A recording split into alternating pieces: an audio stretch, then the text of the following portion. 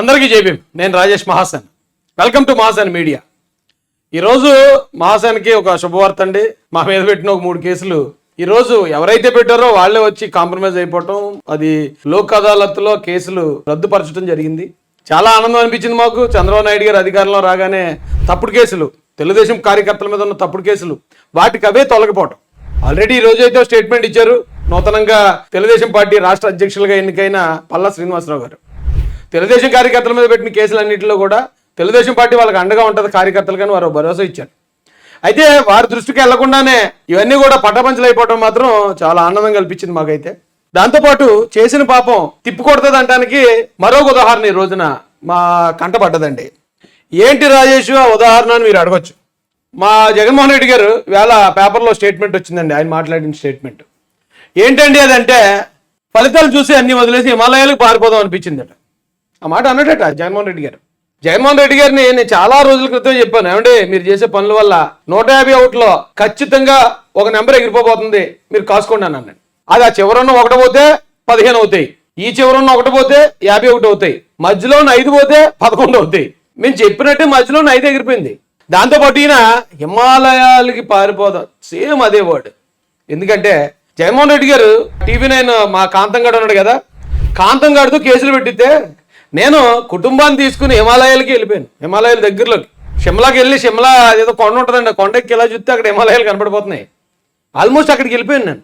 అంటే తప్పుడు కేసు పెట్టి నన్ను అక్కడికి పంపించిన కారణంగా ఈరోజు జగన్మోహన్ రెడ్డి గారికి కూడా హిమాలయాలకు పారిపోయే పరిస్థితి వచ్చిందని నేను భావించడంలో తప్పులేదు కదా. ఎందుకంటే నేను మనస్ఫూర్తిగా చెప్తున్నాను, నేను ఏ తప్పు చేయలేదు. ఏ తప్పు చేయకుండానే నా కుటుంబాన్ని అంత ఎరా చేసిన జగన్మోహన్ రెడ్డి కూడా సేమ్ దేవుడు అదే పరిస్థితి తీసుకొచ్చాడు ఇవ్వండి. అందుకే అంటారు పెద్దలు, చెడపకురా చెడేవు అని. ఎవరైనా ఆటోలు వెనకాల లారీలు వెనకాల కూడా రాస్తారు ఇది. అందుకే ఎవరి మీదకి మన దగ్గర అధికారం ఉందని అహంకారంతో ఎవరి మీదకి వెళ్ళిపోకూడదండి. ఈయన అన్నాడట, అనుకున్నాడట, ఎలక్షన్ రిజల్ట్ వచ్చిన వెంటనే నేను హిమాలయాలు పారిపోదాం అనుకున్నాడట. చూడండి ఎంత భయపడ్డాడో. తర్వాత 40% ఓట్లు వచ్చాయి కాబట్టి నేను ఆగాను. ఇక్కడ నా 40% ఓట్లు కూడా అయినాయి కాదు, ఇది నిజం. ఎవరు ఒప్పుకున్నా ఒప్పుకోకపోయినా చివరాఖర్లో జరిగిన కొన్ని సమీకరణాల కారణంగా మళ్ళీ టీడీపీ పొత్తులోకి వచ్చిన ఓట్లే మళ్ళీ వెనక్కి వెళ్ళి అటువే పట్టాయి. కానీ లేకపోతే ఆయనకి ఇక్కడ 15% ఓట్లే ఉన్నాయి.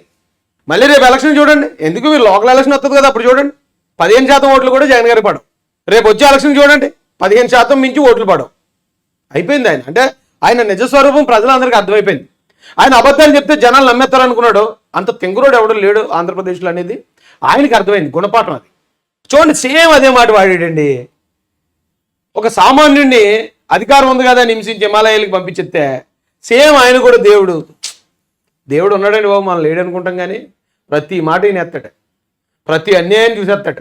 చూసేసి ప్రతి ఒక్కడికి దానికి తగ్గ సమాధానం ఆయన ఇచ్చేస్తాడు. ఇక మనం ఇక్కడి నుంచి రాష్ట్రం ప్రశాంతంగా ఉంటుంది కదండి. మనం ఏమి గరంగా వీడియోలు రాయ్ కొడాలి ఇదే చెప్పక్కర్లేదు. ఎందుకంటే వాళ్ళందరూ ఈ రాష్ట్ర ప్రజలు నేలమట్టం చేస్తారు. వాళ్ళని మొత్తం శనిపోయింది ఈ రాష్ట్రానికి.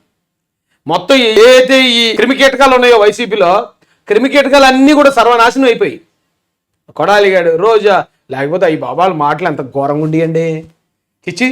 చిరాకు వస్తుందండి బాబాల మాటలు వింటూ ఉంటుంది.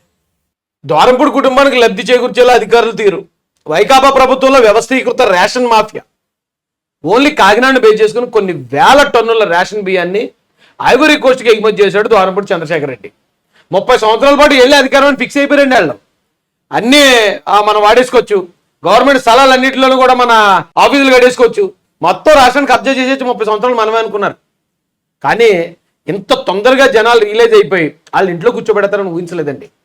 ద్వారంపూడి చంద్రశేఖర్ రెడ్డికి చాలా రోజులు దగ్గర పడిపోయి పౌర సరఫరాల శాఖ మంత్రి నాదెండ్ల మనోహర్ గారు వెళ్ళి మొత్తం రివ్యూ చేశారు. అక్కడ మొత్తం బొక్కలన్నీ బయటపడిపోయి అతి సమీపంలోనూ ద్వారంపూడి చంద్రశేఖర్ రెడ్డి శ్రీకృష్ణ జన్మస్థానానికి 7 లెక్కడానికి కాకినాడ సబ్ జైలు నన్ను అక్కడ కూడా వచ్చారు కొన్ని రోజులు.